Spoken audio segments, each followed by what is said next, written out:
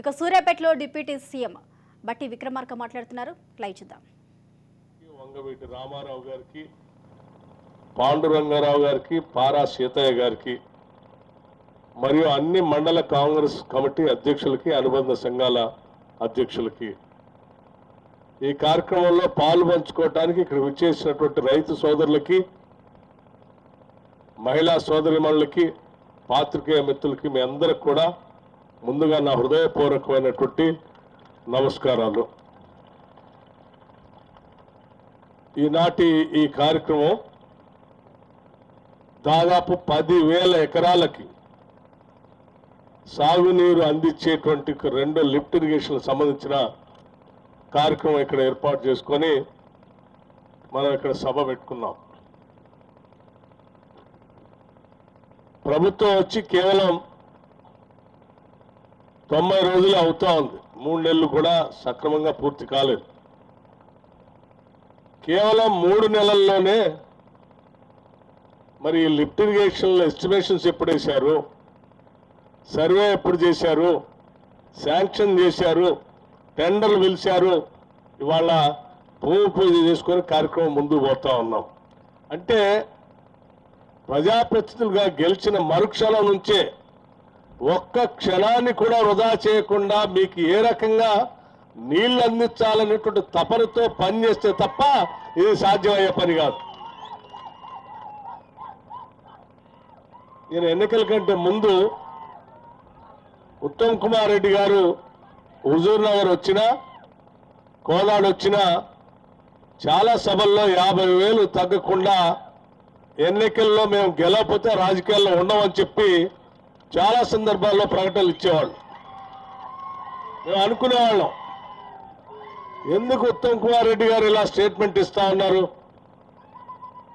గెలిస్తే చాలు కదా, 50,000 తగ్గకుండా ఓట్లు వస్తే మెజార్టీ రాకపోతే రాజకీయాల నుంచి తప్పుకుంటున్నామని ఎందుకు చెప్తా ఉన్నారని చాలా సందర్భాల్లో అనుకునేవాడిని. కానీ ఈ మధ్య అర్థమైంది, వారు నిత్యం నిరంతరం ఈ 2 నియోజకవర్గ ప్రజలతో మమేకమై వారు చేసిన పని విధానం కానీ, ఇక్కడ ఉన్నటువంటి ప్రజల అభిమానం పైన కానీ వారికి ఉన్నటువంటి అపారమైన నమ్మకం, వారు చేసిన పని తప్పనిసరిగా 50,000 పైబడి గెలిపిస్తుందనే గాఢమైన నమ్మకం ఉంటే తప్ప అంత ధైర్యం చేసేటువంటి పరిస్థితి ఏ నాయకుడికి ఉండదు. వారు చెప్పినట్టుగానే 56,000 పైబడి కోదాడ శాసనసభ నియోజకవర్గం 58,000 పైబడి మెజార్టీతో గెలవటం అంటే అది మొన్నటి ఎన్నికల్లో మళ్ళీ మేమే వస్తామని బీరాలు పలుకుతున్నటువంటి టీఆర్ఎస్ ప్రభుత్వ హయాంలో 58,000 పైబడి మెజారిటీ. ఈసారి అయితే బహుశా అది దాటిపోద్దాం, ఎందుకంటే వాళ్ళు మిగలలేదు కాబట్టి మొత్తం ఇటే పడతారు. బహుశా రాష్ట్రంలోనే ఇప్పుడు కూడా అత్యంత మెజార్టీతో గెలిచిన సీట్ అనుకుంటా. అంత పనితనం, నమ్మకం, అభిమానం, అనుక్షణం నన్ను నమ్ముకున్న ప్రజలకు ఏదో చేయాలనేటువంటి తపన ఉంటే తప్ప అంత ధైర్యంగా ఎవరు స్టేట్మెంట్ చేయలేరు. ఇప్పుడు చూస్తా ఉంటే కేవలం 90 రోజుల్లో 10,000 ఎకరాలకి పనికొచ్చే లిఫ్ట్ ఇరిగేషన్ శాంక్షన్ చేసి భూమి పూజ చేసి పని ప్రారంభిస్తున్నారంటే ఇటువంటి కార్యక్రమాలు ఎన్నో చేస్తే తప్ప వారికి అంత ధైర్యం అని నమ్మకం రాదు. అందుకే చాలామంది ప్రజా జీవితంలో ఉన్నటువంటి వాళ్ళు వారిని చూసి నేర్చుకోవాల్సింది చాలా ఉందని ఈ సందర్భంగా సభాముఖంగా మీ అందరికీ నేను తెలియజేస్తాను. రెడ్లకుంట మేజర్ సంబంధించి దాదాపు 20,000 పైబడి ఇక్కడ నీళ్లు అందించడానికి అవకాశం ఉంటే, తేలేరులో ఉన్నటువంటి రెడ్లకుంట మిగతా గ్రామాలకు సంబంధించి ఎప్పుడు ఇక్కడ నల్లబండగూడెం, కాపుగోళ్ళు గ్రామాలకు సంబంధించి ఎప్పుడు నీళ్లు రాక ఎండిపోతా ఉంటే దీనికి ఏదో రకంగా ఒక లిఫ్ట్ ఇరిగేషన్ తేవాలని చెప్పి అడిగిన ప్రతి సందర్భంలో పద్మావతి రెడ్డి గారు కానీ, ఉత్తమ్ రెడ్డి గారు కానీ ఆలోచన చేసి అవకాశం వచ్చిందే తడుగా అదృష్టం కొద్దీ వారే భారీ నీటిపారుదల శాఖ మంత్రులు వెంటనే ముందు నన్ను ఎప్పటి నుంచి అడుగుతా ఉన్నారు ప్రజలు ఇది చేయాలని చెప్పేసి ఈరోజు చేసి చాలా సంతోషపడతా ఉన్నారు. నాకు తెలిసి రైతులు నీళ్లు రాబోయేటువంటి ఈ ప్రాజెక్టు గురించి మీరు ఎంత ఆనందపడుతున్నారో నాకు తెలియదు, కానీ మీరు ఆనందపడాలని చేసే పని చేసి వాళ్ళు ఎక్కువ ఆనందపడతా ఉన్నారు ఇవాళ.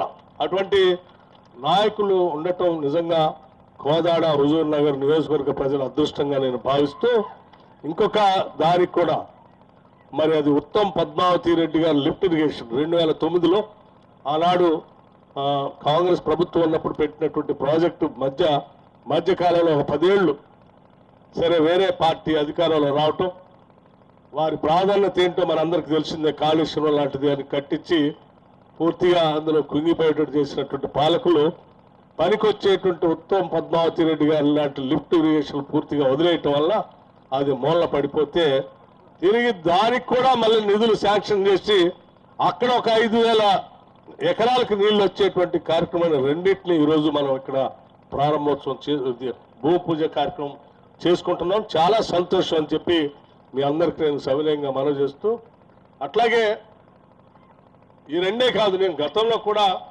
చాలా సందర్భాల్లో చాలా గ్రామాల్లో లిఫ్ట్ ఇరిగేషన్ కార్యక్రమం ప్రాజెక్టుకి నేను వచ్చాను కూడా, ఈ నియోజకవర్గంలో పార్టిసిపేట్ చేశాను.